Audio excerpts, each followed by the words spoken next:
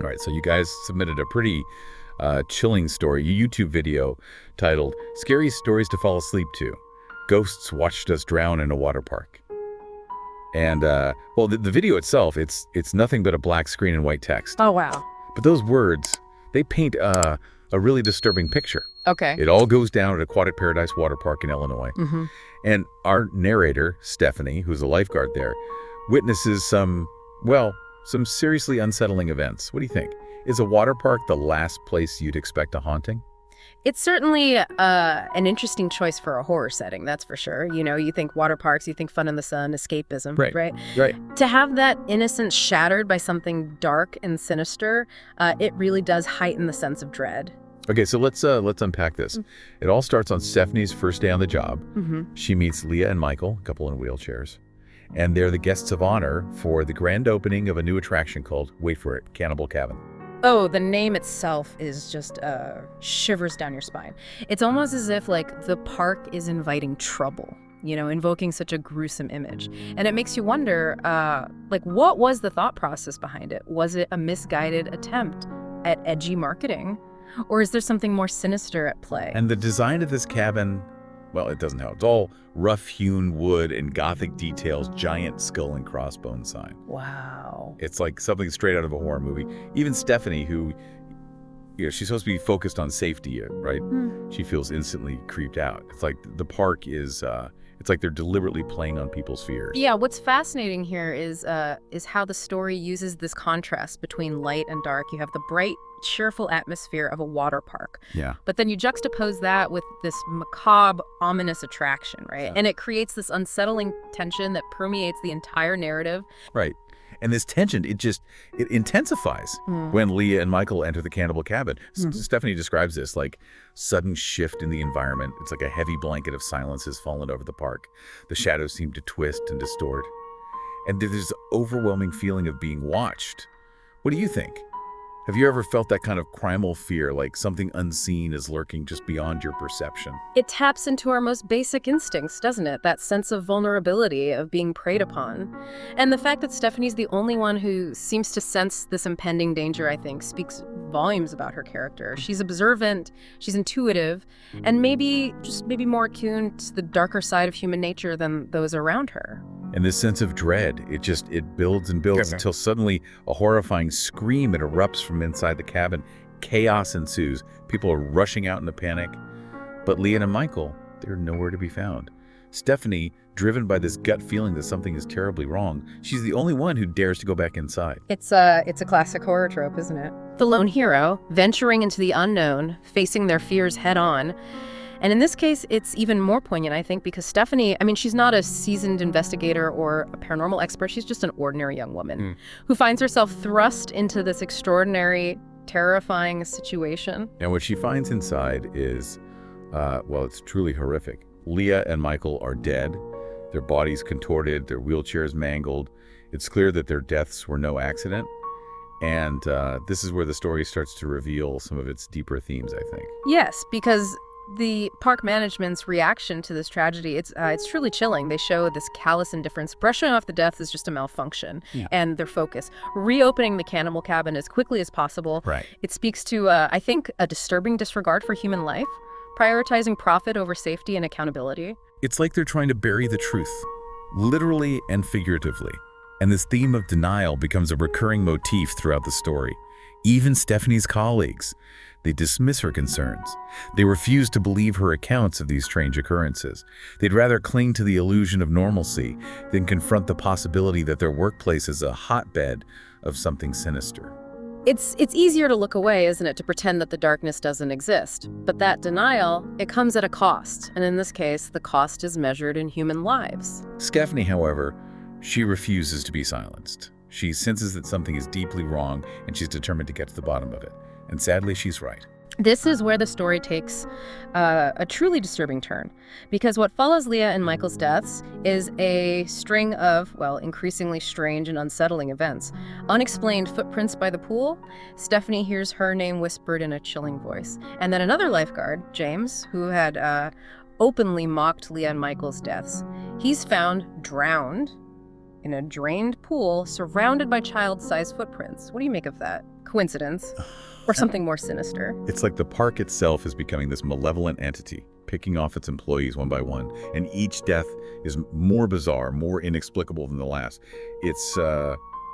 It's hard not to feel like there's some kind of dark force at play here, exacting revenge for the park's callous disregard for human life. And it's interesting how the story uses these seemingly mundane details, right? Footprints, whispers, to create this atmosphere of creeping dread. Yeah. It's the kind of horror that gets under your skin, that plays on your subconscious fears. It's not about jump scares or gore, but about this slow, insidious sense of something being deeply wrong. And the sense of dread, it escalates. With each new death, another lifeguard, Mark, is found dead, seemingly attacked by some kind of thin, sharp object. Then Mr. Dawson, the park manager, he's found dead in his locked office. No signs of struggle. It's like something is targeting those in charge, those who are responsible for the park's safety and well-being, or rather, the lack thereof. It raises the question, doesn't it? Is this simply a string of unfortunate accidents, or is there a more deliberate, perhaps even calculated force at work? And if so, what is its motive? Is it simply revenge, or is there something more complex at play? Stephanie's convinced it's the latter, and she might be onto something. The story takes a dramatic turn when Sheriff Grayson, who's been investigating the deaths, he decides to explore the cannibal cabin himself. Maybe he felt like he had to see it for himself to believe it. And this is where the story connects to the history of the land, right? Sheriff Grayson discovers that the park was built on the site of a horrifying crime. A family of cannibals once lived there, and their victims, buried in a mass grave beneath what is now, you guessed it, the cannibal cabin. It makes you wonder, how could the park's developers not have known about this? Or did they just choose to ignore it, hoping to bury the past along with the victims? Talk about a dark secret. No wonder the place feels so creepy. And inside the cabin, things take a turn for the worse. The sheriff, he encounters shadowy figures. He manages to call Stephanie, urging her to run, warning her that the cabin is alive.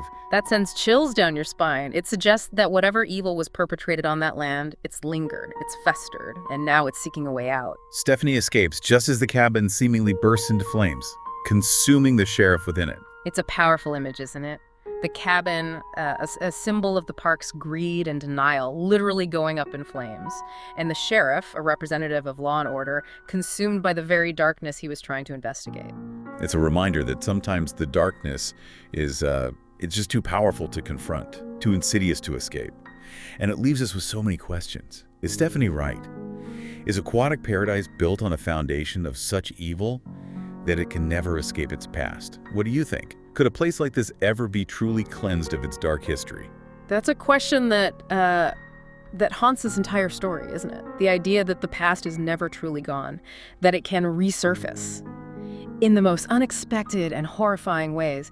And it makes you wonder, are we all just complicit in these cycles of violence and denial? Are we all just turning a blind eye to the darkness that lurks beneath the surface of our everyday lives? It feels like there are so many layers to this story. You know, we have this horrifying mystery unfolding, but beneath that, there's this commentary on, well, corporate greed, the indifference of employees, even consumers who are completely oblivious to the darkness surrounding them. It's like the story is holding up a mirror to society, forcing us to confront our own complicity in these systems of exploitation and denial. You've got the park management, they prioritize profit over human life. The employees, for the most part, they choose to ignore the warning signs, valuing their paychecks over their conscience. And the visitors, they just want to have fun, completely oblivious to the darkness that lurks beneath the surface of their carefree summer day. And amidst all this moral decay, you have Leah and Michael, this kind and joyful couple.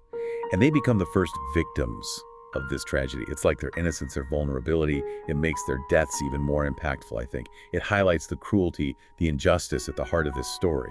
Their presence adds another layer to the story's commentary, doesn't it? It forces us to consider how society treats those who are different, those who are marginalized. Are they seen as individuals worthy of respect and protection? Or are they simply viewed as disposable, their lives deemed less valuable? It's a question that resonates throughout the story. And it makes Stephanie's role even more significant. She's the only one who seems to truly see Leah and Michael, to acknowledge their humanity, their worth. And she's the only one who refuses to let their deaths be swept under the rug. She becomes their advocate in a way, doesn't she? Their voice in a world that seems determined to silence them. And that's a powerful message. It's a reminder that That we all have a responsibility to speak up for those who cannot speak for themselves, to fight for justice, for accountability, even when it's difficult, even when it's dangerous. And her story also highlights the power of a single voice to challenge the status quo. I mean, she's surrounded by denial and corruption, but she refuses to be silenced. She persists in her search for the truth, driven by her empathy, her conscience, and her unwavering belief in what she's seen and heard. It's a reminder that even in the face of overwhelming darkness, one person can make a difference. One voice can spark a movement. One act of courage can inspire others to stand up and fight for what's right. So what does this all mean for us, the listeners? Why should we care about this spooky story about a haunted water park? I think the story, it challenges us to examine our own lives, our own choices, our own complicity in the systems that perpetuate injustice and suffering. Are we turning a blind eye to the darkness that surrounds us? Are we prioritizing our own comfort, our convenience over the well-being of others? It's easy to get caught up in the day-to-day, right? To focus on our own little worlds and ignore the larger forces at play. But this story, it reminds us that we are all connected, and that our choices, they have consequences, both for ourselves and for others. It's a call to action, a reminder that we all have a role to play in creating a more just and compassionate world. And it starts with being aware, with opening our eyes to the darkness, and with having the courage to speak up and fight for what's right. Stephanie's story is a powerful reminder that even in the darkest of times, hope exists, and that even in the face of overwhelming evil, the human spirit can endure, resist, and ultimately triumph. It's a story that stays with you long after you've heard it, prompting you to question, to reflect, and perhaps to act. And that, I think, is the mark of a truly great story. Well, folks, that's our deep dives into the unsettling world of Aquatic Paradise. We hope you found it as thought-provoking as we did. And remember, sometimes the most terrifying stories are the ones that force us to confront not just the monsters in the shadows, but the monsters within ourselves. If you want to hear my story as it was meant to be told, follow the links and brace yourself. Though no matter how hard you try, nothing can truly prepare you for what you're about to hear. It's as dark as it gets.